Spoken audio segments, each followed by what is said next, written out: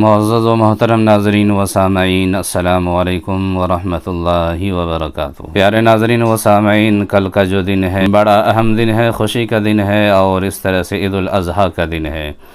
تو عید الاضحیٰ کے مناسبت سے اور قربانی کے تعلق سے حضرت مولانا سید ارشد مدنی صاحب صدر المدرسین دارالعلوم دیوبند کا ایک بڑا اعلان اور پیغام سامنے آیا ہے۔ قربانی کے تعلق سے حضرت مولانا سید ارشد مدنی صاحب دامت برکاتہم العالیہ نے اپنے ٹویٹر اکاؤنٹ کے ذریعے سے ایک پیغام کو ارسال فرمایا ہے، لوگوں کو پیغام دیا ہے کہ موجودہ حالات میں یہ ضروری ہے کہ مسلمان جانوروں کی قربانی دیتے وقت احتیاط برتے،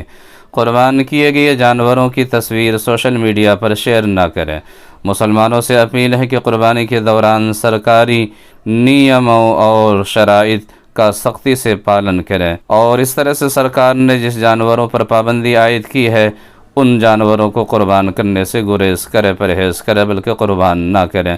اس طرح سے پیغام حضرت مولانا سید ارشد مدنی صاحب دامت برکاتہم العالیہ نے اپنے ٹویٹر اکاؤنٹ کے ذریعے سے دیا ہے۔ اسی طرح سے پیارے ناظرین و سامعین، دارالعلوم دیوبند کا بھی بڑا اعلان ہے۔ پیارے ناظرین و سامعین، عالمی شہرت یافتہ دینی تعلیمی ادارے دارالعلوم دیوبند نے مسلمانوں کے لیے اپیل جاری کر کے کہا ہے کہ ممنوعہ جانوروں کی قربانی نہ کریں، کھلے میں قربانی نہ کریں، صفائی کا خیال رکھیں، اور حکومت کی طرف سے جاری کردہ گائیڈ لائن کے مطابق اپنے تہوار اور عیدوں کو خوشی کے ساتھ منائیں۔ پیر کے روز دارالعلوم دیوبند کے استاد حدیث مفتی مزمل مظفر نگری صاحب نے دارالعلوم دیوبند کی جانب سے جاری کی گئی اپیل میں کہا ہے کہ ہمارے بزرگوں اور اکابرین نے ہمیشہ ممنوعہ جانوروں کی قربانی سے منع کیا ہے، اس لیے ہر مسلمان عید الاضحیٰ کے مبارک موقع پر اس کا خیال رکھیں اور ہمیشہ کی طرح ممنوعہ جانوروں کی قربانی سے کلی پرہیز کریں۔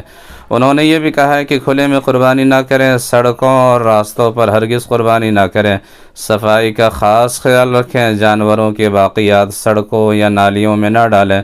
بلکہ بلدیہ کے انتظامات کے مطابق باقیات کو گاڑیوں میں ہی ڈالیں یا گڑھا کھود کر دبائیں۔ تو بہرحال پیارے ناظرین و سامعین، آپ سے گزارش ہے کہ آپ چینل پر اگر نہیں تو چینل کو سبسکرائب ضرور کیجیے اور ویڈیو کو زیادہ سے زیادہ شیئر کیجیے۔